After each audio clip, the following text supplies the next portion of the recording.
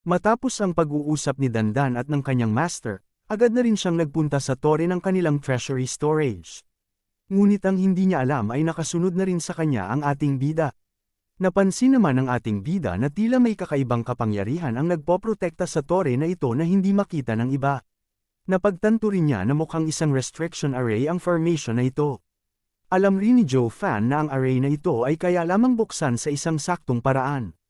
Kaya kung sino man ang magtangkang puwersahan na pasukin ang tore na ito habang naka-activate ang array na ito ay malalaman ito ng mga tower master na malapit sa lugar na ito. Ngunit ang pinagtataka lamang ni Joe Fan ay hindi ito nakalagay sa mapa na binigay sa kanya ni Kai Ching. Kaya napatanong na lang si Joe Fan kung nais ba siyang lokohin ng tower master o sadyang hindi niya lang talaga alam ang tungkol sa array na ito. Samantala, agad naman na tumigil si Dandan sa kanyang paglalakad at agad din niyang binuksan ang pintuan sa pamamagitan ng pagsigaw. Pagkatapos nito ay agad din siyang pumasok sa loob ng tore. Nangamba naman si Joe Fan na maaaring isang patibong ang misyon na ito. Ngunit dahil alam niyang huli na ang lahat para sumuko, naisip na lang niyang magpatuloy sa pagnanakaw niya ng Booty Road. Matapos ang ilang sandali na paglalakad sa itaas ng tore ay narating na rin ni Dandan ang lugar kung saan nakatago ang kayamanan. Agad rin na binuksan ni Dandan ang kahon at nang makita niya na nandoon pa ang kayamanan ay nasabi na lang niya na mukhang walang masamang nangyari dito. Agad naman na tumalon sa kanyang likuran si Joe Fan at agad rin niya na pinatulog si Dandan.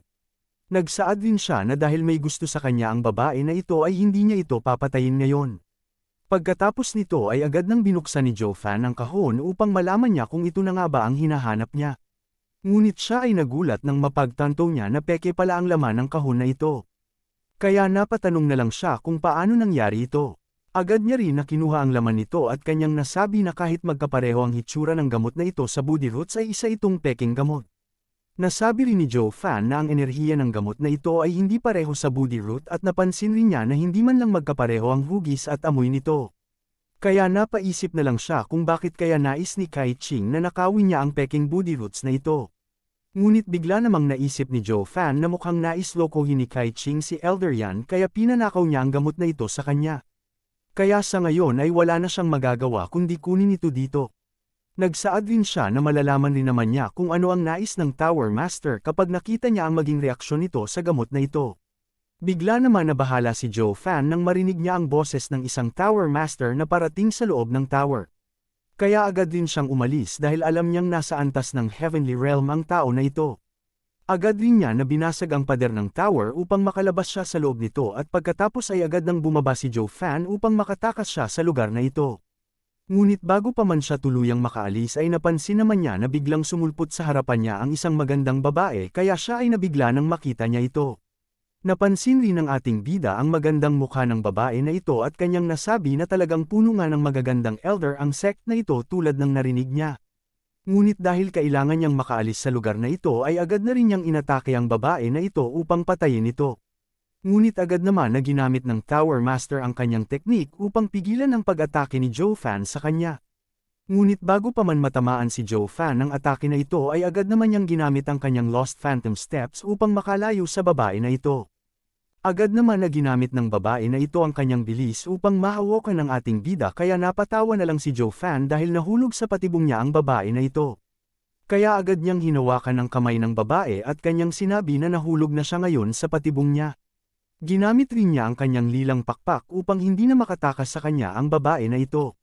Ngunit nang suriin niya ang kamay ng babae ay bigla namang nagyelo ang kanyang kamay at isang malakas na pagsabog ng malamig na enerhiya ang lumabas sa katawan ng babae kaya tumilapo na lang ang ating bida.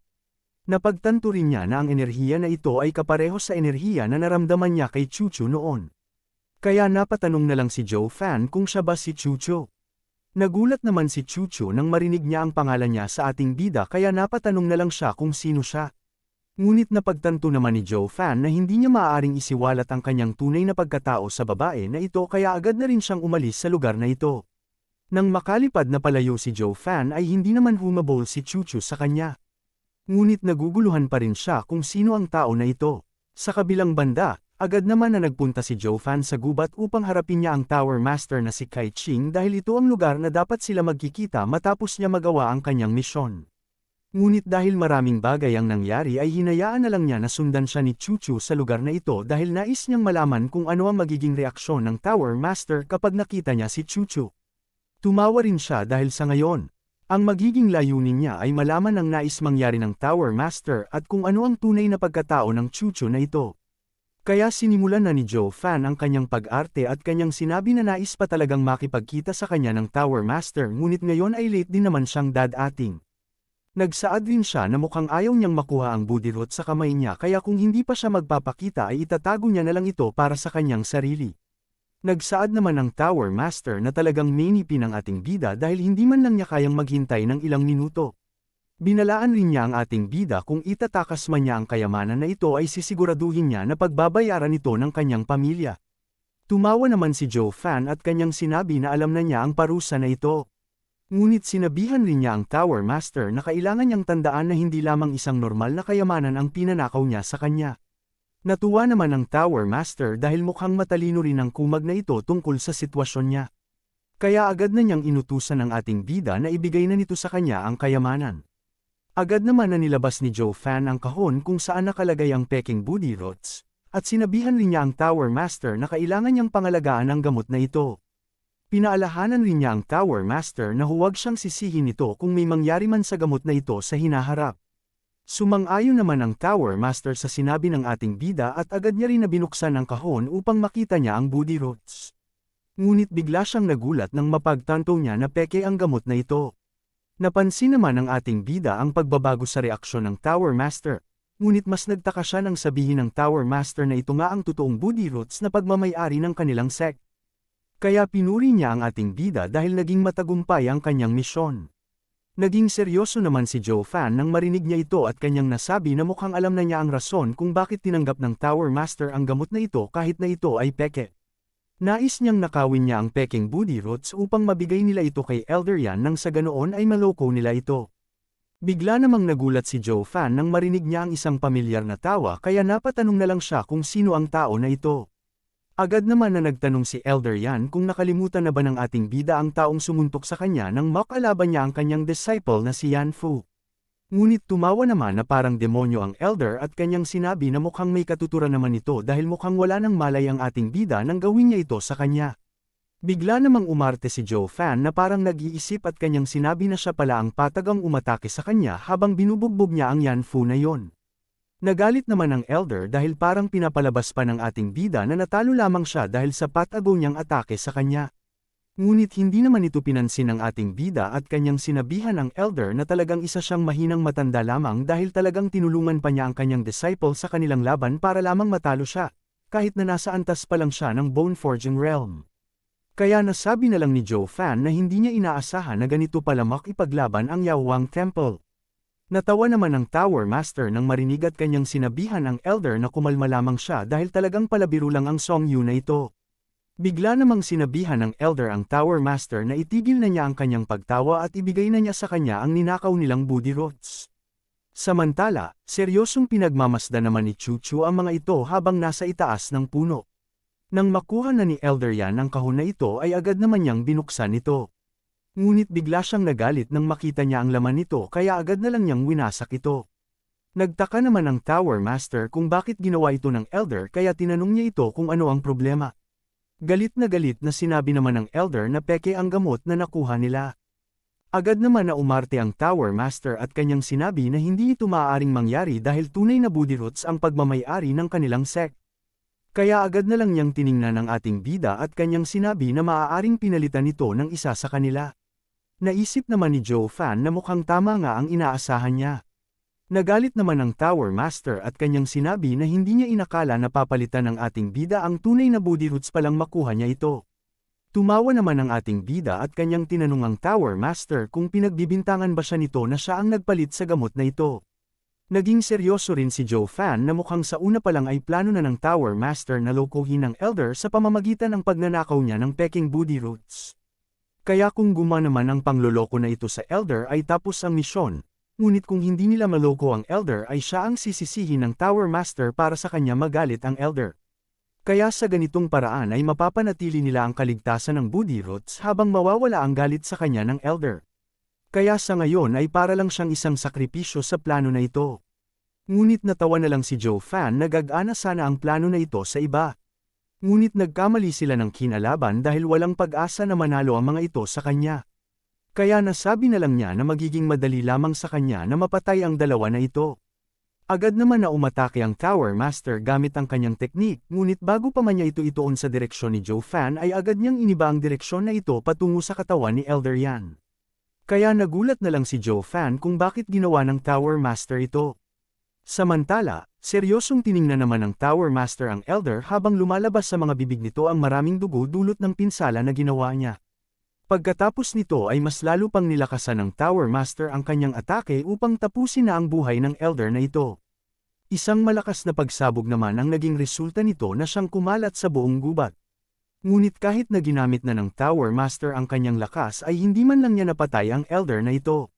Seryosong tinanong rin ng Elder ang Tower Master kung bakit siya pinagtaksilan nito. Samantala, nagtataka pa rin si Joe Fan kung bakit hindi siya ang ginamit na scapegoat ng Tower Master kahit na maaari rin naman niyang gawin ito. Kaya nasabi na lang niya na talagang mahirap intindihin ang mga iniisip ng mga babae sa mundong ito dahil kahit siya ay hindi inaasahan ito. Tumawa naman si Elder Yan at kanyang binalaan ang Tower Master na huwag niyang kalimutan na hawak pa rin niya ang buhay niya. Seryosong sinabi naman ng Tower Master na wala siyang pakialam kung mamatay man siya sa lason na ito. Sa ngayon, bilang Tower Master ng kanilang pamilya ay itataya niya ang kanyang buhay upang hindi niya masira ang pamilya na ito. Namangha naman si Joe Fan nang marinig niya ang sinabi ng Tower Master at naisip niya rin na kahit paring isang normal na babae lamang ang Tower Master sa panglabas na anyo ay may tinatago pala itong tapang. Kaya nasabi na lang niya na ngayon ay nakuha ng Tower Master ang kanyang respeto sa kanya. Tumawa naman si Elder Yan dahil talagang akala ng Tower Master ay kaya siya nitong talunin sa laban. Kaya sinabihan niya ito na maghanda dahil maaaring ito na ang magiging katapusan niya. Nagsaad naman ng Tower Master na titingnan nila ngayon kung hanggang saan ang lakas niya. Sinabi rin niya na tinamaan siya ng kanyang atake at ang atake na ito ay may kakayahan gawing yelo ang mga tinamaang organ ni Elder Yan. Dagdag pa ng Tower Master na alam niyang hindi magagamit ngayon ng Elder ang kanyang seven-colored palm of the skies na lason dahil sa atake niya. Kaya agad nang umatake ang Tower Master upang patayin ang Elder. Sinabi rin niya na kahit mamatay man siya ngayon dahil sa lason ay okay lang sa kanya ito hanggat mapatay niya ang Elder. Tumawa naman ang Elder nang marinig niya ang sinabi ng Tower Master at bigla namang lumabas ang dugo sa bibig ng Tower Master habang umaatake siya sa kanya, kaya bumagsak na lang ang Tower Master sa ibaba ng Elder dahil mukhang umepekto na ang lason sa katawan niya. Tumawa naman ang Elder at kanyang sinabi na talagang minaliit siya ng Tower Master, kaya inutusan niya ito na tingnan niya ang kanyang kamay. Nagtaka naman ang Tower Master kung ano ang tinutukoy ng Elder na ito kaya agad niyang tinaas ang kanyang kamay. Nakita niya ang isang lason na bigla kumapit sa katawan niya matapos niyang gawin ang atake niya kanina. Tumawa si Elder Yan at kanyang sinabi na siya ang Vicious Medicine King ng imperyo na ito kaya dapat na niyang asahan na ang buong katawan niya ay gawa sa lason. Kaya hindi lamang ang 7 lason ang dapat na asahan ng Tower Master kung nais niyang makipaglaban sa kanya. Sinabi rin niya na ang lahat ng mga elder ng ibang pamilya sa 7 noble families ay natatakot sa kanya dahil ang kanyang lason ay hindi lamang nakasalalay sa isang kakayahan. Tumawa naman si Joe Fan habang nagtatago siya dahil mukhang matatalo lamang ang Tower Master sa laban na ito. Agad naman na hinawakan ni Elder Yan ang buhok ng Tower Master at kanyang sinabi na sa ngayon ay oras na niyang mamatay. Kaya agad na niyang ginamit ang kanyang lason at kanyang sinabi na sa ngayon ay tatapusin na niya ang babae na ito upang maiwasan niya ang malaking problema sa hinaharap. Ngunit bago pa man tuluyang tumama ang lason na ito sa katawan ng Tower Master ay bigla namang sumulpot si Chu Chu sa likuran ni Elder Yan upang atakehin siya. Nagulat naman dito ang Elder at dahil hindi niya inaasahan ang atake na ito ay isang malaking pagsabog ng enerhiya ang tumama sa kanya na siyang pumilibot sa paligid dahil sa atake ni Chu Chu. Nasira rin ang lupa sa loob ng gubat dahil sa lakas ng atake na ito, ngunit kahit na tinamaan na ang Elder ng malakas na atake na ito ay nagawa niya pa ring makatayo. Ngunit napansin rin niya na nag-iba na ang anyo ng kanyang kamay matapos niyang maarang ang atake na ito. Bigla namang naglakad sa harap si Chu Chu at tiningnan niya ng may galit ang Elder na ito dahil alam niya ito ang dahilan ng pagkawasak ng kanilang sect sa lason. Bigla namang lumabas ang ating bida sa gubat at umarte siya na ngayon lamang niya nalaman na dumating dito si Chu Chu. Nagtanong rin siya kung sinusundan ba siya ni Chu Chu mula pa kanina. Agad naman na sinabi ni Chu Chu na ninakaw niya ang booty roots ng kanilang sect kaya dapat lang nasundan niya ito. Umarte naman ang ating bida na parang nagulat siya sa sinabi ni Chu Chu. Tinanong niya rin ito kung isa ba siya sa Tower Master ng sect na ito. Agad rin niya na sinabi na hindi niya kasalanan ang pagnanakaw na ito dahil pinwersa lamang siya ng Tower Master na gawin ito. Kaya siya ang dapat niyang hulihin at hindi siya. Agad naman na tinapat ni Chu Chu ang noo ng ating bida at kanyang sinabi na talagang walang tapang ang ating bida dahil agad niyang sinabi ito. Nagtaka naman si Joe Fan kung bakit ito ginawa ni Chu Chu. Samantala, agad naman na nilapitan ni Chu Chu si Kai Ching habang nanginginig pa rin ang katawan nito dahil sa lason. Humingi rin siya ng patawad dahil nagawa niyang pagtaksilan ang kanilang sect upang maligtas lamang ang kanyang sarili sa lason na ito. Bigla namang binasag ni Elder Yan ang yelo sa kanyang mga kamay. Sinabi rin niya na ang lakas ng atake na ito ay tinataglay lamang ng pinuno ng Huayu Tower, kaya hindi niya inaasahan na makikita niya dito si Chu Ching Cheng. Naging seryoso naman si Chu Chu dahil talagang matapang ang Elder na ito. Tumawa naman ang Elder at kanyang tinanong si Chu Chu kung gumaling na ba ang pinsala ng lason sa katawan niya. Kaya inalok niya ito kung kailangan niya ng tulong ay maaari siyang maging alaga niya. Nagulat naman si Joe Fan nang marinig niya ito dahil hindi niya inakala na isang sect leader pala ang babae na ito. Ang nakakamangha pa ay siya pala ang pinakamagandang babae na sikat sa kanilang imperyo. Naging seryoso rin si Joe Fan dahil hindi niya inaasahan na ang babae na kinakatakutan ng lahat dahil sa sakit niya ay ang sect leader pala ng sect na ito. Kaya nainis na lang si Joe Fan sa kanyang sarili dahil hindi niya ito nalaman agad. Nasabi rin niya na talagang bumaba na ang kanyang kakayahan na kumilatis ng tao dahil dito. Nasabi rin niya na walang sino man ang maaaring tawagin nila na pinakamagandang babae sa buong imperyo bukod sa kanya, kaya dapat niyang napagtanto ito agad nang makita niya ang mukha nito noon. Kaya nasabi na lang ni Joe Fan na maaaring naging mahina na ang kanyang pagkademonyo mula nang makita niya ang magandang mukha ng babae na ito. Samantala, agad naman na nilabas ni Chu Chu ang isang gamot sa kanyang kamay upang gamutin ang lason sa katawan ng kanyang sect sister. Nang buksan niya ang gamot na ito ay isang malakas na aura naman ang lumabas dito.